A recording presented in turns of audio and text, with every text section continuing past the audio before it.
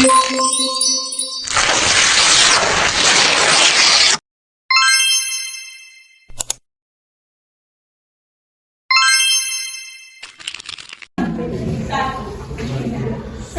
Yayasan Putra Bangsa di Betawi pada pagi hari. Guru tengah meluapkan kemarahan kepada murid-muridnya. Memukul bel berkali-kali dan baru berhenti ketika murid-murid sudah berkumpul semua. Dia menyapa muridnya satu persatu.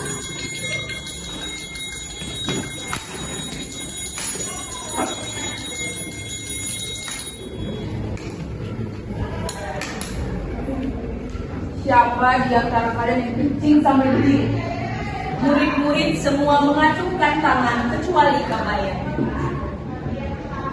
Sejak kapan kalian kencing sambil berdiri? Sejak kami kecil, Guru. Itu menyalahi peraturan. Apa bunyi peraturan tentang kencing? Setahu saya, sekolah kita tidak membuat peraturan tentang kencing, Guru. Yang ada hanya peraturan yang bunyinya jaga kebersihan. Jaga kebersihan. Itu peraturan yang berlaku untuk segala perkara. Mau kencing, mau berak, fine. Paham, Guru. Tapi apa lihat dinding WC hitam kotor. Itu semua karena kalian kencing sambil berdiri. Kabayan mengacungkan tangan. Ya, ada apa Kabayan? Kamu satu-satunya tidak digorong dari semua para kencing berdiri luar ini. Emangnya kamu kencing seperti apa? Berdiri, jongkok, atau tiduran? Maaf Guru, saya kencing sambil jongkok sejak saya kecil. Sudah kebiasaan, kencing sambil berdiri bukan saja menyalahi peraturan sekolah kita, tapi juga menyalahi semboyan sekolah kita yang bunyinya jongkoklah ketika kamu buang air kecil dan besar agar kotoran tidak berceceran. Itu yang ingin saya sampaikan dari tadi. Kabayan, saya sangat senang dengan kamu. Otakmu sangat encer. Apalagi yang kamu dengar ataupun kamu baca dari kitab-kitab mengenai pria kecil. Yang keluar saat kencing adalah air. Kalau darah, itu pertanda kita sakit. Segeralah ke dokter. Apalagi? Terlalu sering kencing, beser namanya. Sisa kencing, mungkin kita sakit kencing batu. Segeralah berobat. Jangan punya hobi menahan kencing, sebab kencing itu alamiah sifatnya dan harus segera dikeluarkan. Dalam artian, semua kotoran harus segera dibuang. Tepuk tangan. Lalu, mulai sekarang, kalian semua harus mengikuti semboyan sekolah kita, khususnya mengenai kencing sambil jongkok. Kalau kalian melanggar, akan diberikan kalian hukuman pukul tongkat sebanyak 7 kali. Namun sekarang kalian harus tetap dihukum. Sekarang, cepat pergi ke WC untuk membersihkan diri. Kecuali Kabayan. Kami patuh, Guru. Sekian tentang kencing. Sekarang hukuman harus dilanjutkan. Ngerti kan? Para pemirsa, tahu kan siapa biang keladi di balik kejadian ini? Tak lain dan tak bukan Kabayan sendiri.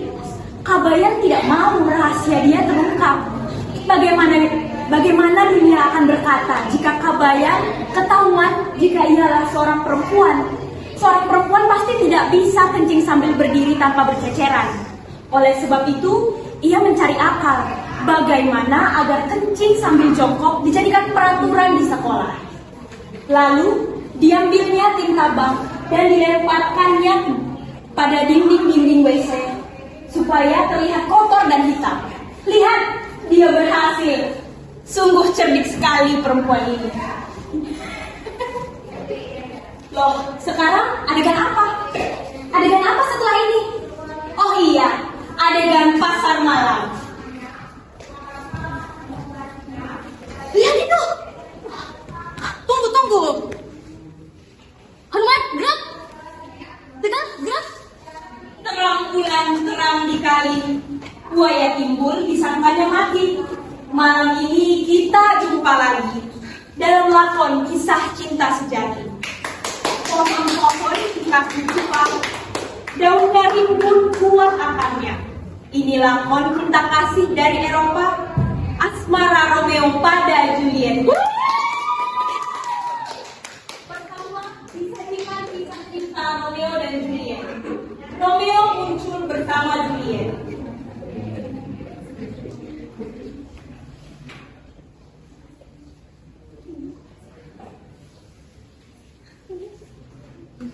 Ibarat bunga, mawar, atau tiga. Kalau pilihan nama tak lagi penting adanya. Juliet, engkau ibarat ini. Berganti nama sejuta kali pun, asal engkau tetap Juliet yang kukenal sekarang ini. Duhai jika tetap puji. Stop, tunggu dulu, jangan dilanjut dulu. Hasil pengumpulan pendapat dari penonton malam ini tidak diinginkan sebuah lakon tragedi. Tapi kami belum ada lakon baru untuk saat ini. Jadi, apa boleh buat? Akan ada lakon tragedi Romeo dan Juliet dalam versi yang baru. Mulai, go!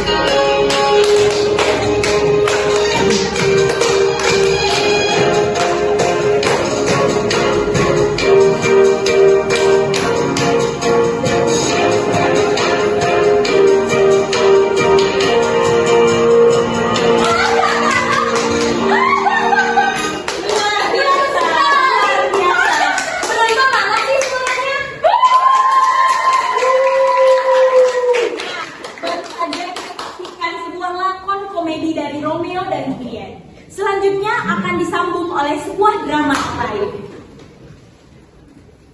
Drama apa ya? Gak tahu. Tadi lucu banget. Sekarang adalah giliran Roro Gendut dan Prono Citro. Masuk seorang lelaki berbelangkon.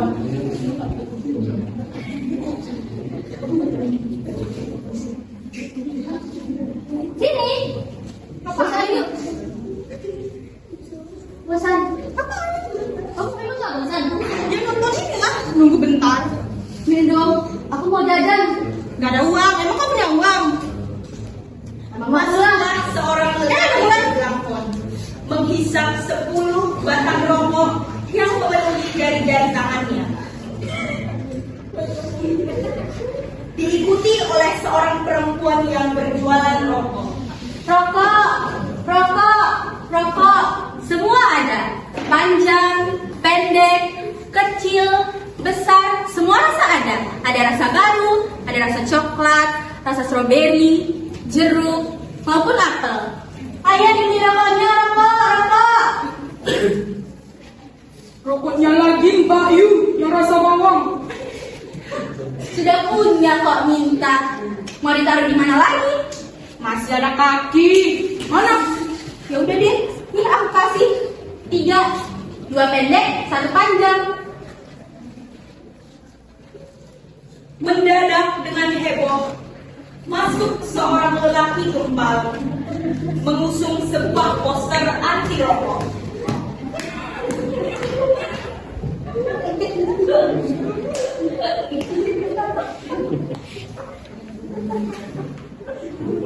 Bunyinya Nikotinno.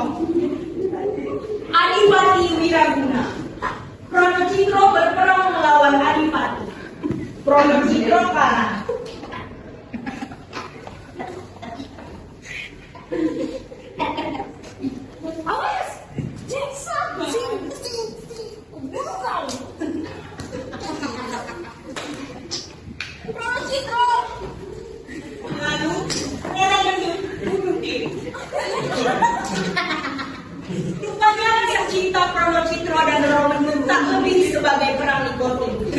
Maka waktu Wiraguna memenangkan pertandingan, merokok pun dilarang di mana-mana. Tidak hanya Wiraguna dan Pronocitro yang mati, seluruh petani tembakau dan pabrik rokok juga ikut mati saat itu. Pengangguran meningkat tajam dan pajak negara berkurang pemasukannya. Kesehatan warga bertambah maju, tetapi para dokter mengeluh karena kekurangan pasien. Hukum sebab akibat. Dilarang ini, muncul itu. Dilarang itu, muncul ini. Kan repot, betul.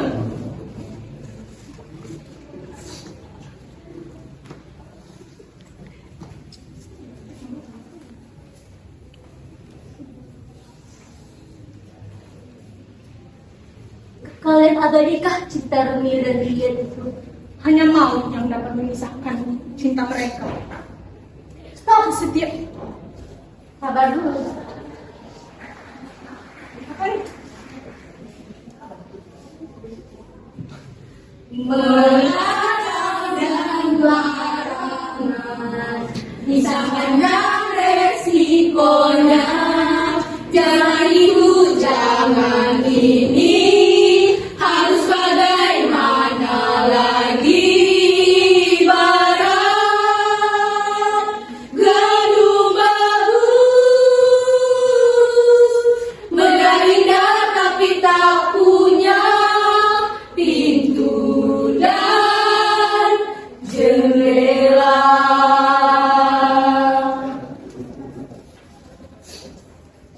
Kekalahan abadikah cinta Romeo dan Juliet itu? Hanya maut yang dapat memisahkan cinta mereka. Kesetiaan Romeo pada Julietnya begitu pula sebaliknya. Kekal abadi sampai sekarang ini. Oh, alangkah indahnya jika kita berdua bisa begitu. Apa katamu? Kalau kakak mau jadi Romeo, aku mau jadi Julietnya. Kamu ini bagaimana? Kita sama-sama lelaki. Gila apa? Kamu jangan seperti itu. Kita orang-orang normal. Masa kamu jadi Julietnya? Ibaratnya, kita berdua adalah alu. Dan hanya lumpanglah yang harus kita cari. Kakak betul, tapi juga salah. Aku tak perlu cari lumpang, sudah punya kok. Kamu memang orang kaya. Pasti sedang dijodohkan oleh orang tuamu sejak kamu masih kecil. Aku tidak begitu. Mana ada orang yang mau dinikahi mahasiswa miskin macam aku ini. Aku memang harus bekerja keras, mencari pangkat dan kekayaan dulu, baru para calon istri mau mendatangi. Ibarat lampu mendekati cahaya lampu. Kekayaan bukan ukuran untuk seorang perempuan. Yang paling penting itu adalah hatinya yang baik, jujur, dan bersedia bekerja keras. Pada kakak, aku melihat semua sifat itu. Aku yakin pasti akan ada perempuan yang bersedia jadi pendamping kakak. Mudah-mudahan. Sekarang marilah kita pergi dulu. Mencari lumpang. Kembali ke gedung sekolah. Kabayan tertawa manis sekali. Sampai Kabayan semakin intim, kemanapun pergi selalu berdua. Dan belajar di sekolah semakin meningkat juga.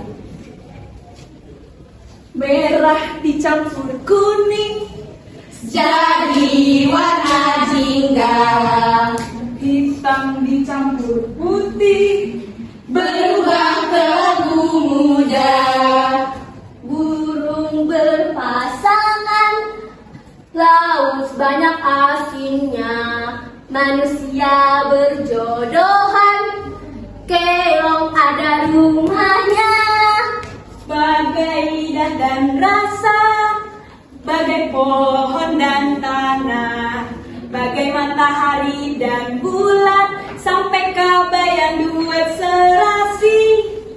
Tali persahabatan tersimpul abadi sepanjang zaman di bumi atau langit. dilukai, Bangkit lagi, digencet, dihajar, tetap tegar, mengucilkan, dibuang, disiksa, makin kuat perkara.